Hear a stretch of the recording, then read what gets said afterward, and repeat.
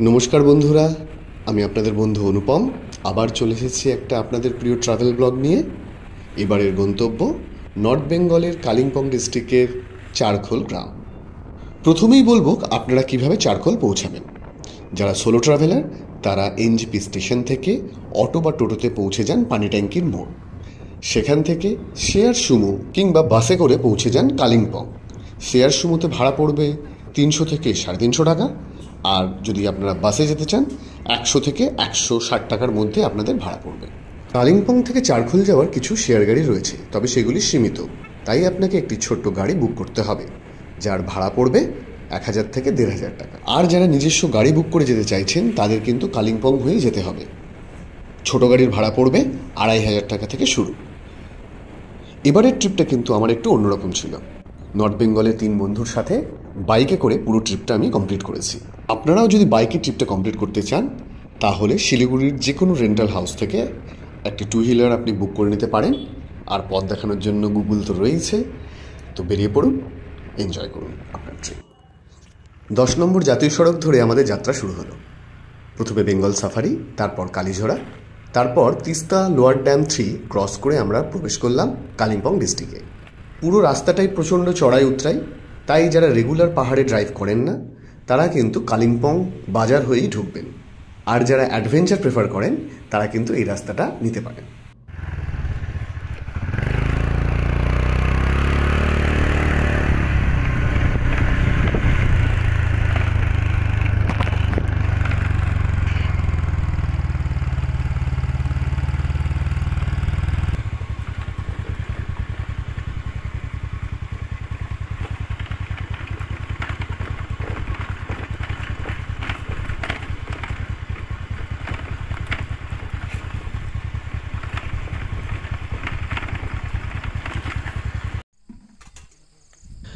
আমরা প্রথমেই পৌঁছালাম পানবু ভিউ পয়েন্ট। দারুণ সুন্দর একটা পার্ক আর দারুণ সুন্দর একটা ভিউ পয়েন্ট। পানবু ভিউ পয়েন্ট থেকে আপনারা দেখতে পাবেন তিস্তার অপরূপ সৌন্দর্য, শিবক ফরেস্ট, এলেনবাড়ি টি গার্ডেন, আরও অনেক কিছু।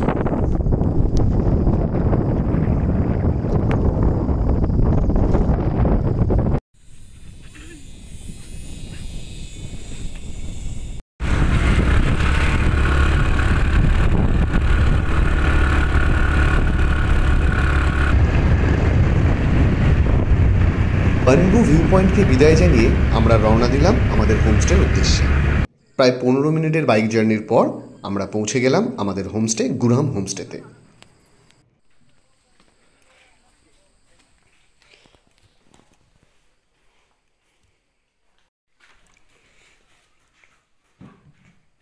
এটা হচ্ছে আমাদের রুম।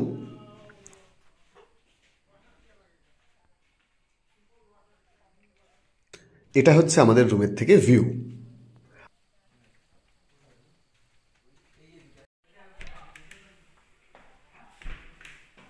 আর এটা ওয়াশরুম, দেখতেই পাচ্ছেন এখানে গিজারের ব্যবস্থা রয়েছে।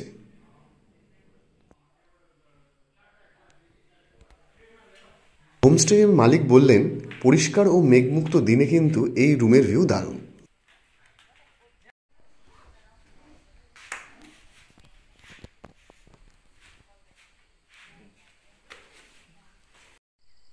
হোমস্টে থেকে 2 মিনিটের হাঁটা পথে এটা হচ্ছে সানসেট পয়েন্ট।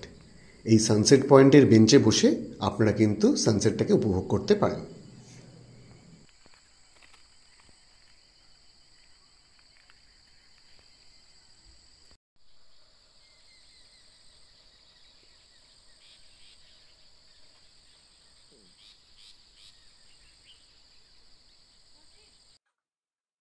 এটা হচ্ছে হোমস্টের ছাদ থেকে নিচে শিলিগুড়ি শহরের রাতের ভিউ। তাই বনফায়ার করতে করতে কিংবা শুধুই নিছক আড্ডা দিতে দিতে আপনারা এই ভিউটা কিন্তু উপভোগ করতেই পারেন। পরের দিন সকালে সানরাইজ দেখার জন্য আমরা বেরিয়ে পড়লাম চারখোল টপের উদ্দেশ্যে। আমাদের হোমস্টে থেকে মাত্র 15 থেকে 20 মিনিট হাঁটা পথ। এটা হচ্ছে চারখোল টপ থেকে চারখোল গ্রামের ভিউ। দেখুন কি সুন্দর রং তুলে দিয়ে একটা ছোট্ট সুন্দর গ্রাম।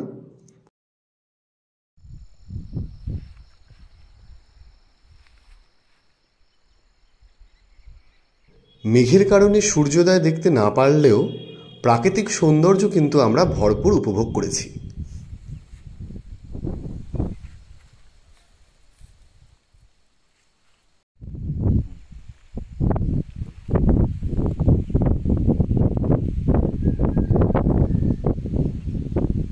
বছরের যে কোনো সময় দুটো দিন কিন্তু আপনারা এখানে কাটিয়ে যেতে পারেন। শিলিগুড়ি থেকে দূরত্ব বেশি না হওয়ায় খুব সহজেই আপনারা পৌঁছে যেতে পারেন এই চারখোল গ্রামে। তবে বর্ষায় কিন্তু সাবধান, বর্ষাকালে পুরো কালিম্পং জুড়েই জোঁকের প্রাদুর্ভাব বেড়ে যায়।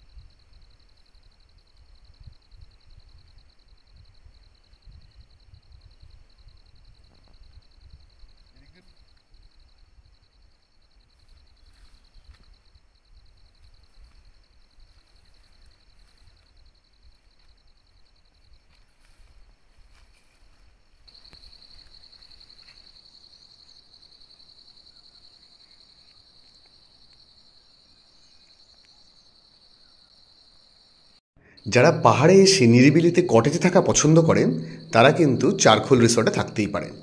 খুব সুন্দর একটা প্রপার্টি, খুব দারুণ এবং সুন্দরভাবে সাজানো গোছানো। এবং এই চারখোল রিসর্টের বিশেষত্ব হলো এদের নিজস্ব দুটি ভিউ পয়েন্ট রয়েছে, একটি সানসেট, একটি সানরাইজ।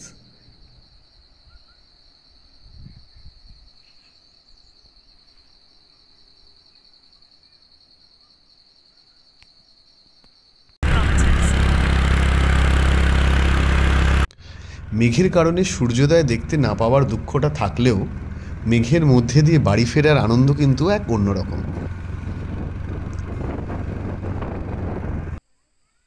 এত সুন্দর আবহাওয়া দেখে নিজেদেরকে আর আটকে রাখতে পারলাম না, তাই মেঘের মধ্যে কিছুক্ষণ ফটোশ্যুট সেরে নিলাম।